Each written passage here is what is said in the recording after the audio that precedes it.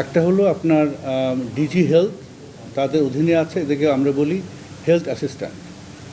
আরেকটা ক্যাডার আছে ফ্যামিলি প্ল্যানিংয়ের অধীনে, এটাকে আমরা বলি ফ্যামিলি ওয়েলফেয়ার অ্যাসিস্ট্যান্ট।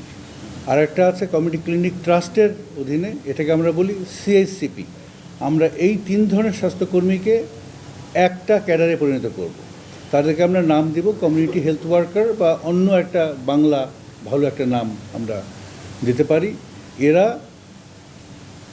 প্রতিটি ঘরে মাসে অন্তত 2 মাস অন্তত একবার করে যাবে, যে আপনার একটা preventive health care package delivery করবে। এবং বর্তমানে আমাদের দেশে HA, FWA এবং CSCP মিলিয়ে 41 থেকে 42,000 আছে।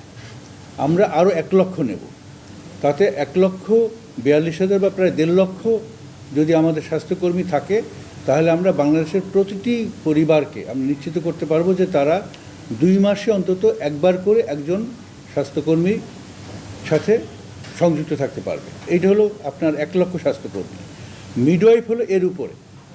মিডওয়াইফরা থাকবে ইউনিয়ন স্বাস্থ্য, আমরা যেটা প্রাইমারি হেলথ কেয়ার ইউনিট বলছি, সেখানে থাকবে মায়েদের আপনার ডেলিভারি করানো, হ্যাঁ, এবং অন্যান্য আপনার রিপ্রোডাক্টিভ হেলথের যে সেবাগুলো, এই সেবাগুলো দেওয়ার জন্য ইউনিয়ন পর্যায়ে থাকবে 2 জন করে মিডওয়াইফ, উপজেলা পর্যায়ে থাকবে অন্তত 4 জন মিডওয়াইফ, এবং জেলা হাসপাতালেও মিডওয়াইফ থাকবে, এবং প্রাইভেট হসপিটালও যেখানে শিশু মায়ের ডেলিভারির কাজ হবে সেখানেও মিডওয়াইফ থাকবে।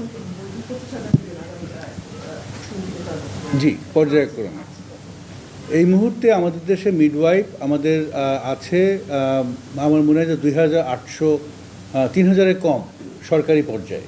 হ্যাঁ, খুবই অপ্রতুল।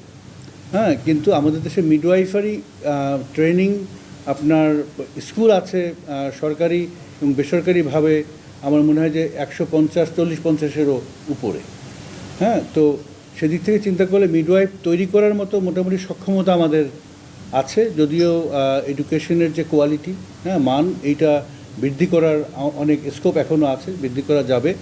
হ্যাঁ, কিন্তু আমরা আমাদের সরকারিভাবে নিয়োগকৃত যে মিডওয়াইফরা আছে, এটা একেবারেই অপ্রতুল।